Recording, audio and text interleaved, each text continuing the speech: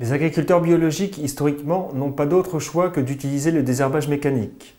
Pour les agriculteurs conventionnels qui doivent répondre aux objectifs du plan Ecophyto 2018, le désherbage mécanique peut être une solution parmi d'autres pour réduire les herbicides. Face à l'utilisation de plus en plus courante de la herse-trille par les agriculteurs, force est de constater que beaucoup ne savent pas forcément bien l'utiliser au champ. Le but de cette vidéo est de rendre autonomes les agriculteurs sur l'utilisation de la herse-trille et d'apprendre à la régler sur la culture du blé. Le but de la herse-trille est de déraciner les adventices dans les 2 à 3 premiers centimètres du sol. Pour cela, on compte sur la vibration des dents qui sont mises en mouvement par la vitesse d'avancement de l'outil. Depuis peu, un nouveau modèle est importé d'Allemagne dont la conception diffère des modèles historiques. Vous pouvez d'ailleurs retrouver toutes ces informations sur la fiche technique herse-trille éditée par la Chambre d'agriculture de région. La herse-trille est composée d'une série de panneaux raccordés au châssis qui sont capables de se déplacer dans tous les sens. Ils participent à faire vibrer les dents.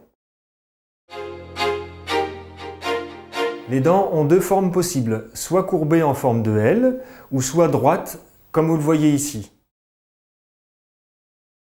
Les dents peuvent être uniques ou associées par 2 sur un même point d'attache. Leur diamètre est de 7 mm, mais ça varie de 6 à 8 mm. Une dent plus fine et moins agressive sur la culture.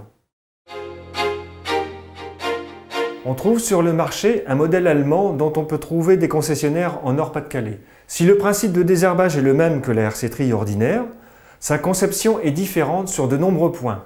La différence fondamentale vient du travail de la dent.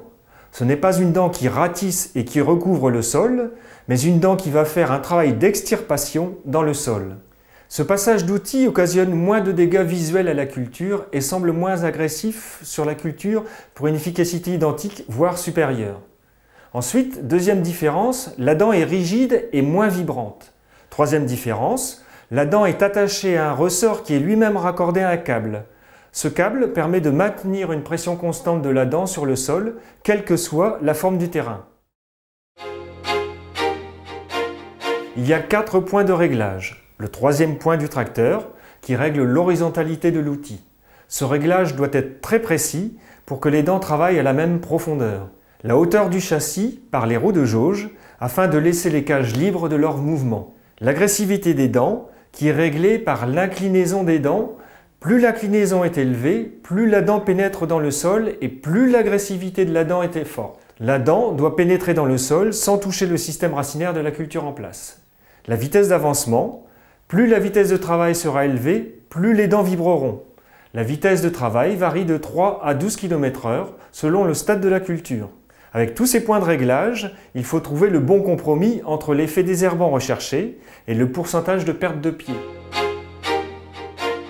La herse-trille est à choisir en fonction de la surface et des cultures à désherber sur la ferme. Potentiellement, toutes les cultures sont hersables, ce qui permet d'amortir le matériel sur une plus grande surface. Dans le tableau suivant, on remarque que d'autres cultures peuvent être également désherbées à la herse.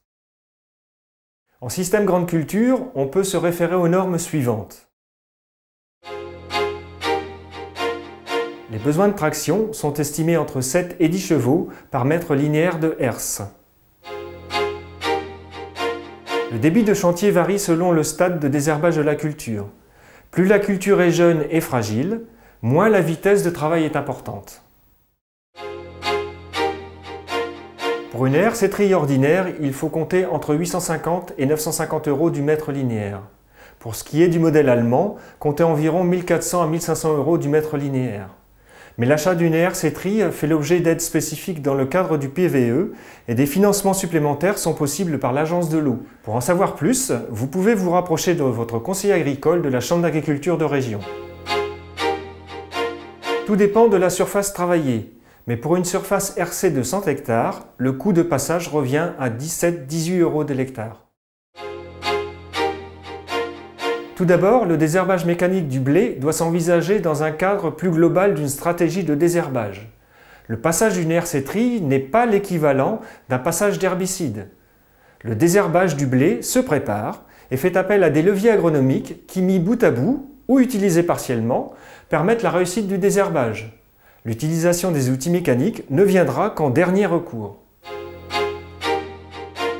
On en cite couramment 5, la rotation, le labour, le faux semis, le retard de la date de semis et enfin le déchômage en interculture. Il y a 2 critères à tenir compte pour désherber un blé à la hersétrille. Premièrement, le stade de la culture et deuxièmement, le stade des adventices. Il faut désherber à un stade jeune des adventices, c'est-à-dire du stade germination des adventices au stade première paire de feuilles pour avoir un maximum d'efficacité. Par rapport au stade du blé, la herse peut être passée à partir du stade 3 feuilles au stade début montaison, et ceci tant qu'il y a des levées d'adventices. La vitesse de travail doit être aussi adaptée. Au stade 2-3 feuilles du blé, la vitesse ne doit pas excéder 3 km/h. Au stade débutalage, elle augmente vers 5-7 km/h, voire 12 km/h en plein talage. Afin de trouver le réglage adéquat très rapidement, il faut régler les 3 ou 4 premières cages de manière à ce que les dents soient de plus en plus agressives. Par simple comparaison, on trouve le meilleur réglage. Un minimum de perte est toujours envisagé et c'est pourquoi il faut prévoir d'augmenter la dose de semis de 10%. Si l'agriculteur est en agriculture conventionnelle et que le résultat du désherbage mécanique n'est pas concluant, il pourra avoir recours aux herbicides. En conclusion, on peut dire qu'en désherbage mécanique, il n'y a pas de parcours technique de désherbage écrit d'avance. La stratégie de désherbage se construit au fur et à mesure et en fonction des conditions pédoclimatiques du moment.